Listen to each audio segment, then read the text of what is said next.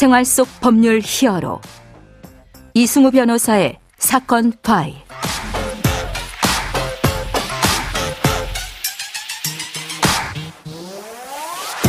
안녕하세요. 이승우 변호사입니다.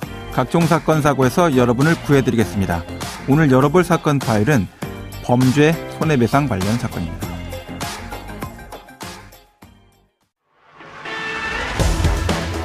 신도들을 상습적으로 성폭행의 실형을 확정받은 만민중앙성결교회 이재록 목사와 교회 측이 피해자들에게 12억 원이 넘는 배상금을 지급하라는 판결이 나왔습니다.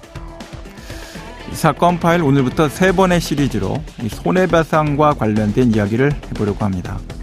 자, 오늘은 이 성범죄 피해자의 손해배상 청구에 대해서 알아보고자 하는데요. 자, 범죄 피해를 입은 후에 가장 내 자신을 힘들게 하는 것은 바로 자책인 것 같습니다.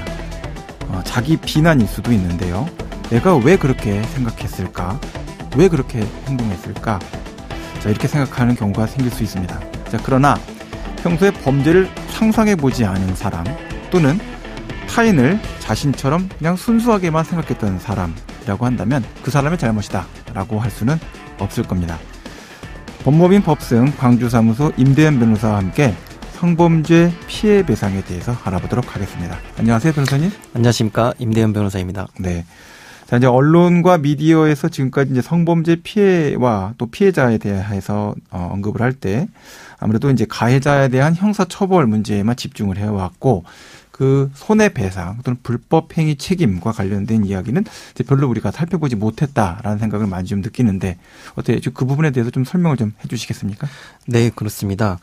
성범죄 피해자의 경우 형사 고소가 우선적으로 이루어지고 네. 또 그에 따라서 형사처벌에 집중이 되기 때문에 실제로 피해자가 입은 피해를 민사상으로 그러니까 즉 돈으로 어떻게 배상을 할 것인지에 대해서는 다소 뒤늦게 논의되는 경우가 많습니다. 네네. 최근에 다큐멘터리 나는 신이다를 통해서 다소 충격적인 사이비 종교 교주들의 성범죄 행각이 알려졌습니다. 네네. 이처럼 피해자들이 가해자의 그늘 아래 놓여 있다가 뒤늦게 피해 사실을 알리게 되고 범죄 일시로부터 상당한 시간이 지난 후에서야 손해배상이 논의되고 있기도 합니다. 네. 그런데 민법은 손해배상 청구에 대해서도 소멸시효를 정해두고 있습니다. 민법 제766조에서 손해배상 청구권에 대해서 피해자나 법정 대리인이 손해 및 가해자를 안 날로부터 3년간 이를 행사하지 않거나 또는 불법 행위를 한 날로부터 10년을 경과한 경우에는 시효로 인해서 소멸한다고 정하고 있습니다. 네네. 형사 고소를 한 경우에는 형사 고소로 인해 안날이 시작되는 경우가 대부분이어서 형사 사건이 길어지면서 민사상 손해배상 청구를 놓치는 경우가 발생하기도 합니다. 네네. 또한 형사 고소 자체가 뒤늦게 이루어지면 이미 불법 행위를 한 날로부터 10년이 지나 있기도 합니다. 네. 그리고 성범죄 피해를 당할 당시 입었던 신체적 피해에 대해서는 소멸시효 기간이 도과되기 전에 민사소송을 통해서 문제없이 피해를 배상받는 경우가 많은데 네네. 하지만 뒤늦게 정신적인 피해가 발생한 경우에는 소멸시효 기간이 지나버리는 문제가 발생할 수도 있습니다. 네. 성범죄 피해자가 민사상으로 손해를 배상받기 위한 방법 그리고 특히 소멸시효에 대해서 알아봤으면 합니다. 청구권이라고 할 수 있죠. 이제 불법행위에 대한 손해배상을 받으려면 법원에 청구를 해서 판단을 받을 수 있는 청구권이 있어야 되고 그 청구권 관련돼서 이제 불법행위라고 한다면 안날로부터 3년, 그다음에 네. 그런 불법행위가 있었던 날로부터 10년이라는 네. 이제 소멸시효 청구권 존재 기간 자체 안에 청구를 해야 된다 이렇게 설명을 하고 있습니다. 자, 그런데 이 문제에 관련돼서 이제 성범죄 피해자가 진짜 나 피해가 있다. 손해배상 받아야 되겠다라고 생각을 해도 뭐 어떤 것부터 진행을 해야 될까 이렇게 생각할 때 굉장히 고민스러울 수 있잖아요. 자, 뭐부터 해야 되겠습니까? 네, 성범죄 피해자가 가장 먼저 해야 하는 것은 사실 피해 사실을 수사기관에 알리는 것입니다. 네네. 성범죄 피해 사실을 신고한 성범죄 피해자의 대부분은 가해자가 범행 사실을 인정하는 경우라면 네. 합의에 관한 연락을 받게 됩니다. 네네. 이 과정에서 상당수의 피해자들은 가해자에게 민사, 형사상 피해를 모두 보전받는 돈을 받고 배상 절차가 잘 마무리되게 됩니다. 네네. 하지만 가해자가 끝까지 자신의 범행을 부인하는 등의 이유로 형사소송 절차가 진행되는 동안에도 피해자가 피해 배상을 받지 못하는 경우도 존재합니다. 네네. 피해자는 금전적인 배상을 받기 위해서 형사소송 중에 배상명령 신청이라는 제도를 통해서 형사 재판에서 민사상 손해까지 함께 배상을 받을 수도 있습니다. 네네. 하지만 이 배상 명령은 민사상 손해배상 범위를 정확하게 논의하기에는 다소 한계가 있기 때문에 예. 온전한 피해 배상이 되지 않는 경우가 있습니다. 또는 심지어 청구가 기각이 되는 경우도 종종 발생할 수도 있습니다. 네. 그렇기 때문에 실질적으로 가해자가 스스로 배상을 하지 않는다면 피해자로서는 민사소송을 통해서 손해를 배상받아야 합니다. 네.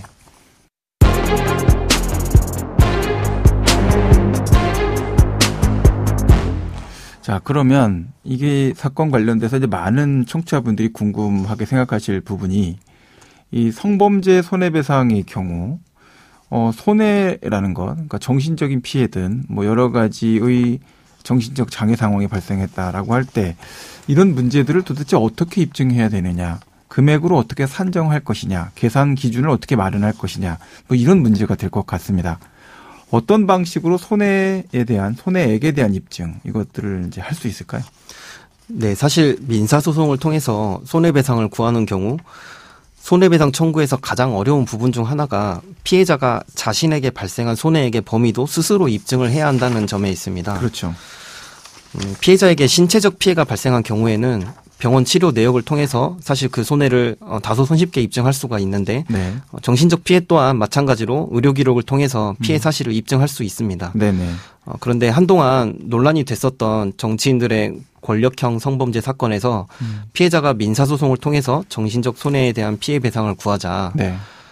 가해자가 피해자의 신체 진료 기록에 대해서 그것이 적절한지 감정해달라는 감정 신청을 한 사건이 있었습니다. 네네. 그렇기 때문에 피해자로서는 진료 기록에 대한 감정 촉탁으로 인해서 재판이 상당한 시간 동안 지연이 되는 손해를 보기도 했습니다. 네. 이렇게 되면 법원으로부터 감정을 의뢰받은 의료기관은 법원의 감정 촉탁을 거부하는 경우도 상당히 많기 때문에 현실적으로 피해자가 손해를 입증하느라 재판을 1년 이상 훌쩍 넘기는 경우도 상당히 많아지게 됩니다. 네.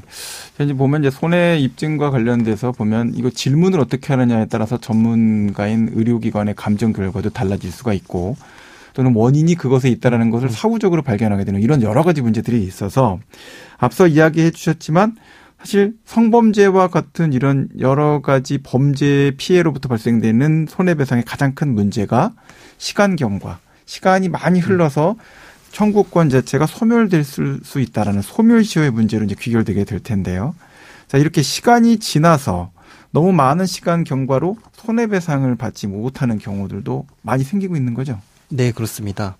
앞서 설명드렸던 것을 한 번 더 정리해드리면 네네. 민사소송을 통한 손해배상 청구는 소멸시효가 손해나 가해자를 안 날로부터 3년 네. 그리고 가해 행위가 있었던 날로부터 10년이라는 것입니다. 네네.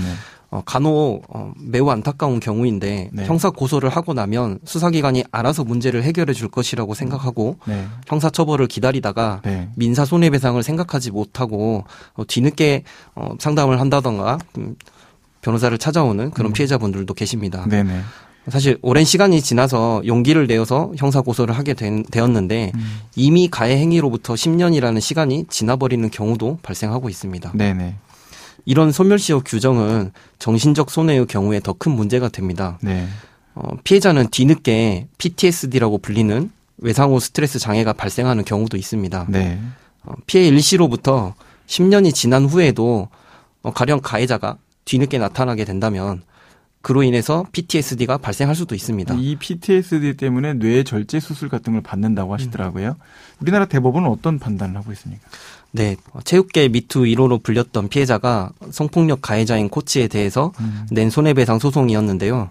2002년 성범죄 피해에 대해서 10년이 훨씬 넘은 2018년에 소재기가 되었기 때문에 네. 사실 가해 행위로부터 이미 10년은 지나 있는 상황이었습니다. 네네. 하지만 대법원은 피해자가 2016년에 가해자로 인해서 처음으로 PTSD 진단을 받게 된 점을 주목했고 정신적 손해에 대한 소멸시효는 2016년부터 기산해야 된다라고 판결하면서 성범죄 소멸시효를 폭넓게 인정해 주었습니다. 네, 지금까지 임대현 변호사와 함께했습니다. 오늘 말씀 고맙습니다. 네, 감사합니다. 생활 속 법률 히어로 이승우 변호사였습니다. 내일도 사건에서 여러분들을 구해드릴 사건 파일 함께 열겠습니다.